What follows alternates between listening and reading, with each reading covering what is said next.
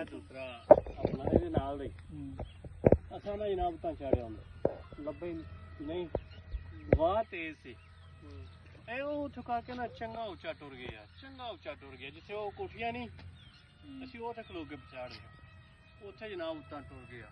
ਉਹ ਕੰਟਰੋਲ ਤੋਂ ਬਾਹਰ ਹੋ ਗਿਆ ਬਈ ਨਾ ਵਾਹ ਸੀ ਬੜੀ ਜ਼ਿਆਦਾ ਕੰਟਰੋਲ ਤੋਂ ਬਾਹਰ ਹੋਇਆ ਜਨਾਬ ਅਸੀਂ ਫਿਰ ਗਏ ਉਹ ਡਿੱਗ ਪਿਆ ਪਤਾ ਹੀ ਨਾ ਲੱਗਾ ਕਿੱਥੇ ਡਿੱਗਿਆ ਕਿੱਥੇ ਨਹੀਂ ਮੋਟਰਸਾਈਕਲ ਭਜਾਇਆ ਵੇਖਿਆ ਜਾ ਕੇ ਤੇ ਉਹ ਜਿਹੜੀ ਸਾਹਮਣੀ ਕੋਠੀ ਨਹੀਂ ਗਲਾਮਸਪੁਰ ਵਾਗੀ ਦੀ ਉਹਦੇ ਨਾਲ ਇਸ ਪਾਸੇ ਥੱਲੇ ਪਿਆ ਮੈਂ ਜੇ ਕਿਸੇ ਦੇ ਘਰ ਡਿੱਗ ਪੈਂਦਾ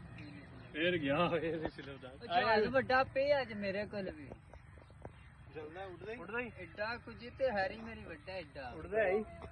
ਚਲਾਏ ਨਹੀਂ ਅੱਜ ਤੂੰ ਸਾਰੇ ਐ ਛੱਡ ਦਿਆ ਘਰ ਇੱਕ ਵਾਰੀ ਆਖੇ ਤੇ ਇਹਦਾ ਇੰਜੀ ਪਈ ਹੈ ਲਿਆ ਉਹਨੂੰ ਵੀ ਚੜੀ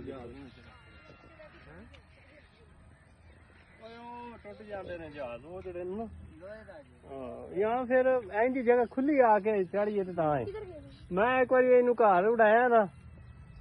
ਇਹ ਫਿਰ ਅਗੇ ਹੀ ਗਿਆ ਫਿਰ ਸਾਨੂੰ ਨਜ਼ਰ ਹੀ ਨਹੀਂ ਆ ਗਿਆ ਕਿੱਥੇ ਛੀਤੀ ਵਾਲੇ ਦੱਸਿਆ ਆਂਦਾ ਭਾਜੀ ਉਹ ਪੈ ਜਾਂਦਾ ਜੇ ਜਹਾਜ਼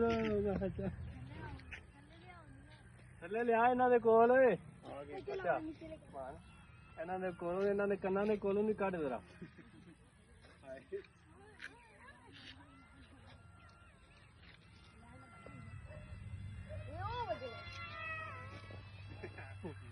जी वैसे ट्रेन हो गया अच्छा तू मारू फिर मारू आके नहीं दोनों से आने की नहीं ये तो तुम भी